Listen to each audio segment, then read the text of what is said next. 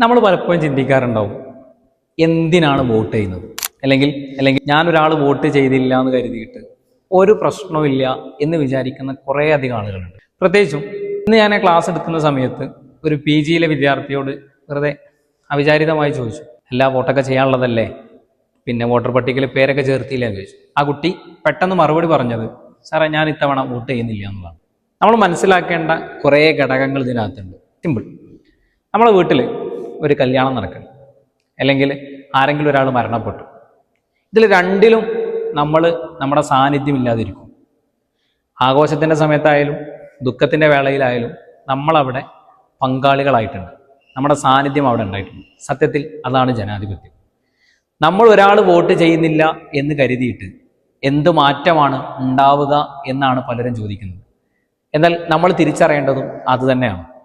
കാരണം നമ്മളൊരു വോട്ട് കൊണ്ട് പലപ്പോഴും പല മാറ്റങ്ങളും പല തീരുമാനങ്ങളും ആയേക്കാം. നിങ്ങൾ ഇക്കഴിഞ്ഞ തദ്ദേശ തെരഞ്ഞെടുപ്പിലെ പല സ്ഥലങ്ങളും എടുത്തു നോക്കുക. ഒരു വോട്ടിനൊക്കെ ജയിച്ച സ്ഥാനാർത്ഥികളുണ്ട്. അതേപോലെ തന്നെയാണ് നിയമസഭയിലും. അപ്പോഴും പലരും പറയുന്നത് നിയമസഭയിൽ ഏതെങ്കിലും ഒരു പാർട്ടിയുടെ കുത്തകയായിരിക്കുമല്ലോ, അതുകൊണ്ട് ഞാൻ എന്തിനു വോട്ട് ചെയ്യണം. പക്ഷെ ആ വോട്ടെന്ന് പറയുന്നത് നമ്മുടെ അഭിപ്രായങ്ങളാണ്, നമുക്ക് നമ്മുടെ നിലപാടുകൾ പറയാനുള്ള ഒരു അവസരമാണ്.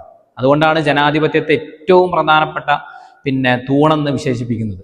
നമ്മൾ ഒരു കാരണവശാലും ഇതിൽ നിന്ന് വിട്ടു നിൽക്കരുത്. എൻ്റെയും നിങ്ങളുടെയും എല്ലാം പ്രശ്നം ചർച്ച ചെയ്യുന്ന ഏറ്റവും പ്രധാനപ്പെട്ട വേദിയാണ് ഈ ജനാധിപത്യത്തിലെ തെരഞ്ഞെടുപ്പ് എന്ന് പറയുന്നത്. നമ്മളെ വീട്ടിലെ ഉപ്പ് മുതൽ കർപ്പൂരം വരെ, ഇപ്പൊ നിങ്ങൾക്കറിയാം, ഈ പശ്ചിമേഷ്യൻ യുദ്ധം നടക്കുന്നത് കൊണ്ട് തന്നെ ഗ്യാസിന്റെ വില ഇങ്ങനെ അനിയന്ത്രിതമായി വർദ്ധിക്കുന്നു, പല സ്ഥലങ്ങളിൽ കിട്ടാതിരിക്കുന്നു. അപ്പൊ ഇതൊക്കെ നമ്മളെ ബാധിക്കുന്നത് രാഷ്ട്രീയമാണ്.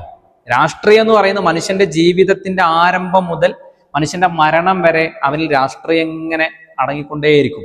അതുകൊണ്ട് നമ്മൾ തിരഞ്ഞെടുക്കുന്ന പ്രതിനിധികൾ, അയാൾക്ക് നമ്മൾ കൊടുക്കുന്ന ഉത്തരവാദിത്തങ്ങളുണ്ട്. ആ ഉത്തരവാദിത്തങ്ങൾ നിറവേറ്റുന്നുണ്ടോ എന്ന് കൃത്യമായി നോക്കേണ്ട ബാധ്യതകൾ നമുക്കാണ്.